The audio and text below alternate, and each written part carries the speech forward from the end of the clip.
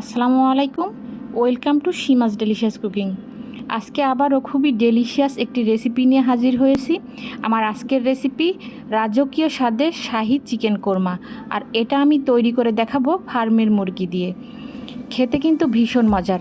যারা ফার্মের মুরগি খেতে পছন্দ করেন না তারা এইভাবে একবার রান্না করে খেয়ে দেখবেন বারবারই খেতে ইচ্ছা করবে। যে কোনো অনুষ্ঠান বা অতিথি আপ্যায়নে এটা সাদা ভাত বা পোলাওয়ের সাথে সমানভাবে চলে। শাহি চিকেন কোরমা রান্না করতে এখানে আমি 3টি ফার্মের মুরগির শুধু লেগ ও থাই পিস নিয়েছি। এখন এই মাংসের সাথে আমি কিছু মশলা দিয়ে মেরিনেট করে নেব। তো এটার মধ্যে প্রথমে আমি দিয়ে দিলাম 2 টেবিল স্পুন লবণ, 1 টেবিল স্পুন আদা বাটা, 1 টেবিল স্পুন রসুন বাটা, 1 কাপ টক দই। এবার সব কিছু হাত দিয়ে ভালো করে মাখিয়ে আমি মাংসটাকে ভালোভাবে ম্যারিনেট করে রেখে দেব প্রায় 30 মিনিটের মতো। তো 30 মিনিট পর এবার চলে যাচ্ছি চুলায় একটা প্যান বসিয়ে দিয়েছি। প্যানটা গরম হয়ে উঠলে দিয়ে দিব হাফ কাপ রান্নার রেগুলার তেলটা গরম হয়ে এলে অ্যাড করছি হাফ কাপ পেঁয়াজ কুচি। এবার দিচ্ছি 2-3টা তেজপাতা, কিছু টুকরা করা গোটা দারুচিনি, 5 থেকে 6টির মতো এলাচ, দিচ্ছি গোটা জয়ত্রী, একটা স্টার মশলা, কিছু গোলমরিচ ও কিছু কাবাব চিনি, একটা বড় এলাচ, শুধু এলাচের বিচিটা এখানে ব্যবহার করছি।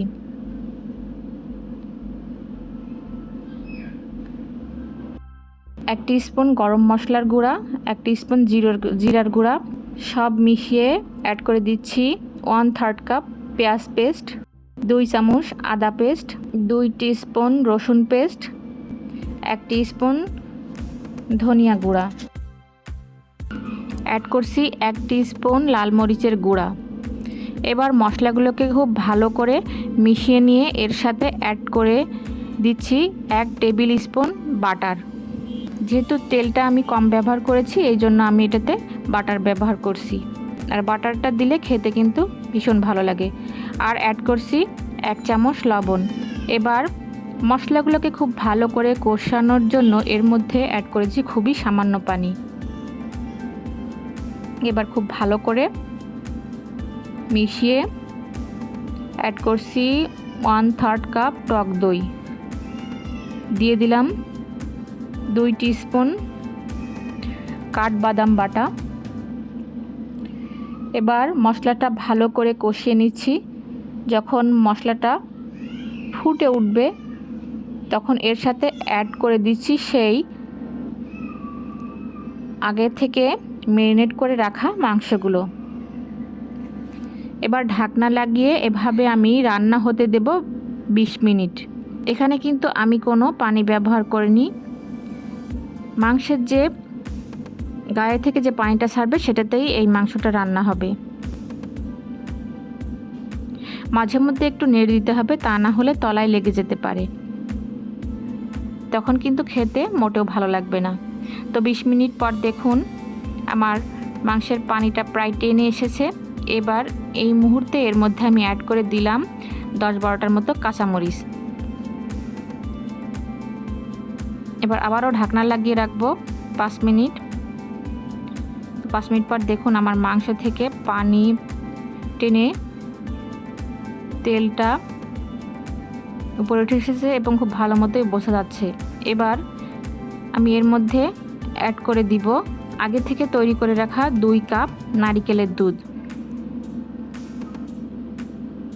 নারিকেলের দুধটাকে আমি আগেই 2 কাপ পানিতে কষলে দুধটা বের করে নিয়েছিলাম, এটা আমি আপনাদের দেখালাম না। যে কোনো চিকেন রান্না বা কোরমা রান্নাতে নারিকেলের দুধটা দিলে কিন্তু খেতে ভীষণ মজার হয়। এবার এভাবে একটু মিশিয়ে আমি এটা ঢাকা দিয়ে রাখবো প্রায় 10 মিনিটের মতো। এই পর্যায়ে চুলার জালটা মিডিয়াম টু লো হিটে রাখতে হবে, মাঝে একটু নেড়ে দিতে হবে। এবার ঢাকনা উঠিয়ে আমি খুবই সামান্য একটু চিনি অ্যাড করে দিচ্ছি। আমি আমার হাতের মাপেই চিনিটা দিলাম, তবে আপনারা হাফ টিস্পুন চিনি দিলে ঠিক হবে। তো 10 মিনিট পর দেখুন আমার চিকেন কোরমাটা প্রায় রেডি। এবার উপর দিয়ে ছড়িয়ে দিলাম কিছু পেঁয়াজ বেরেস্তা দিয়ে আবারও 5 মিনিট ঢাকনা লাগিয়ে রাখবো এবং জালটাকে একেবারেই লো করে দমে রেখে দিব। তো 5 মিনিট পর দেখুন আমার কোরমা খাওয়ার জন্য রেডি। আর উপর থেকে তেল উঠে এসেছে, সেটা খুব ভালো করে বোঝা যাচ্ছে। খেতে কিন্তু ভীষণ মজার, অবশ্যই বাসায় ট্রাই করবেন। আমি আপনাদের এবার সার্ভ করে দেখিয়ে দিচ্ছি। আশা করছি আমার আজকের রেসিপিটা আপনাদের ভালো লেগেছে, আর ভালো লাগলে লাইক দিবেন ভিডিওতে একটা, আর কমেন্টস করে জানাবেন। পারলে ফ্রেন্ডস অ্যান্ড ফ্যামিলির সাথে শেয়ার করবেন।